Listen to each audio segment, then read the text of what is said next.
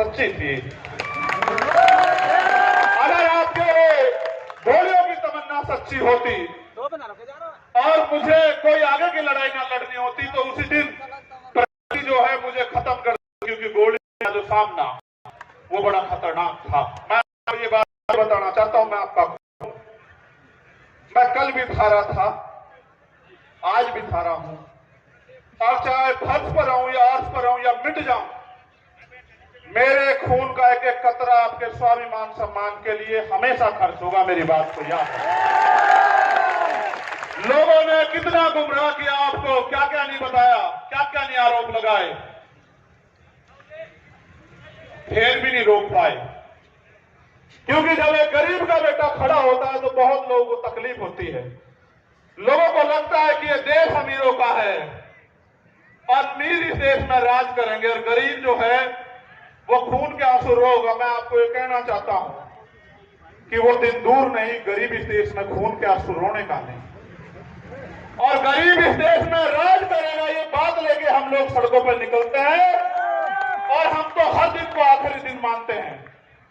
बात मेरी उसकी नहीं थी। जब मैं ज्ञापन पढ़ूंगा आपको पता लग जाएगा कि मैं अपनी लड़ाई लड़ने के लिए आया या मैं अपनी की मांग करने आया या मैं सीबीआई जांच की मांग करने आया। मैं आपको बता दूंगा, मैंने समाज को इसलिए बुलाया अपने नाम से क्योंकि मैं जानता हूं कि चाहे आप पे एक रोटी कम हो, चाहे आपको पानी ना मिले, चाहे गर्मी आपको कितनी परेशान कर रही हो, लेकिन आप मेरी बात के साथ खड़े रहोगे। और दिल्ली में आज आपने इतिहास लिख के दोबारा दिखा दिया मेरे लोगों। मुझे गर्व है,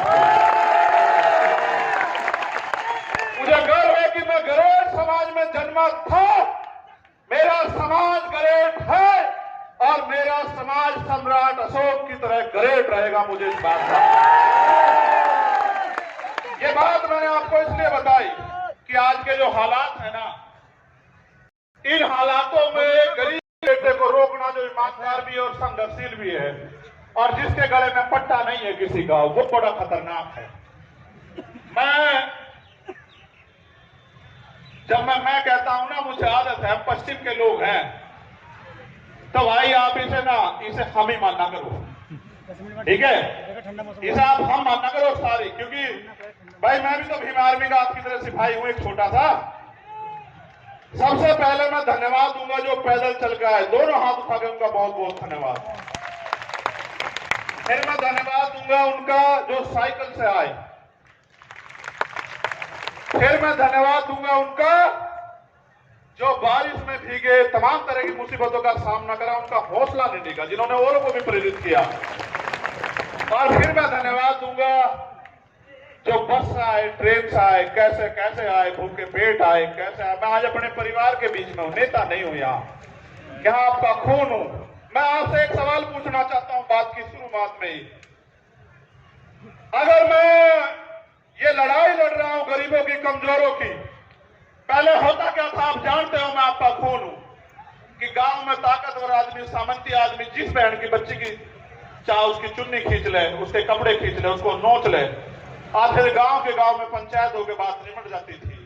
किसी की बारात रोक दो, किसी के ऊपर पेशाब कर दो, किसी को थूक दो, किसी पे थूक चटवा दो, किसी की मूंछ काट लो, किसी की पानी छूने पे हत्या कर दो। तो पहले ये ताकतवर लोग था, उनका जन्मसिद्ध अधिकार है। मगर जब से भीम आर्मी के सच्चे पहरेदार मैदान में आए हैं देश के अंदर, वो कर तो देते हैं घमंड में, लेकिन उन्हें मुंह नहीं बचा, उनकी मां भी नहीं बचा सकती उन्हें। फिर सरकार फिर वो जाते हैं जेल। जब वो जेल जाते हैं तो वहां बैठ के वो सोचते हैं कि हम किसकी वजह से जेल जा रहे हैं। तो जब वो जेल जाते हैं तो फिर वो क्या करते हैं पता है?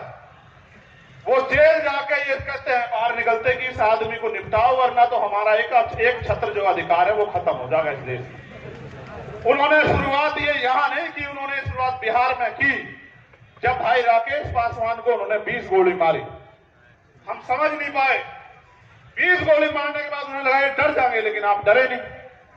फिर उन्होंने विदिशा में हमारे जिला अध्यक्ष भाई चरण सिंह की हत्या करी, फिर भी नहीं हम डरे। हम आंदोलन में आए, हमारी जान चली गई, तब भी नहीं डरे। फिर उन्हें लगा कि भाई जड़ ही काटो, टहने भी मजबूत हैं, जड़ भी मजबूत है, पत्ते भी मजबूत है, भाई जड़ ही काटो। तो बाबा साहब वाले रुकने के लिए, तो जड़ काटने का वो क्या था, कि चंद्रशेखर आजाद को निपटा दो। देखो वो तो बच्चे हैं जिन्होंने ये किया है, सच बात बता रहा हूं, बच्चे, लेकिन उनके हाथ पीछे जो है ना, जिन्होंने उनके हाथ में हथियार दिए वो बच्चे नहीं है। हम सीबीआई जांच की मांग इसलिए कर रहे थे कि बहुत सारे लोगों ने मजाक उड़ाया कि अपने आप सिक्योरिटी लेने को हमला कर दिया है। जिसकी रक्षा इतना बड़ा समाज करता हो, जिसकी रक्षा जो है सम्राट वीर भोज के वंशज करते हो, जिसकी रक्षा छोटू राम के वंशज करते हो, जिसकी रक्षा गुरु गोविंद सिंह जी के बच्चे करते हो, जिसकी रक्षा सदगुरु रविदास जी महाराज के बच्चे करते हो, जिसकी रक्षा भगवान वाल्मीकि महाराज के बच्चे करते हो, उनको लगा कि वो उसको मिटा देंगे। ये किसान कमेरों की आवाज है। ये मिट्टी का भले ही हो, लेकिन इसके लोगों ने इसे बड़ा ताकतवर बना। ये एमपी एमएलए भले ही ना हो, लेकिन ये अच्छी अच्छी सरकारों का गला पकड़ने का दम रखता है। ये बात सब लोग जानते हैं।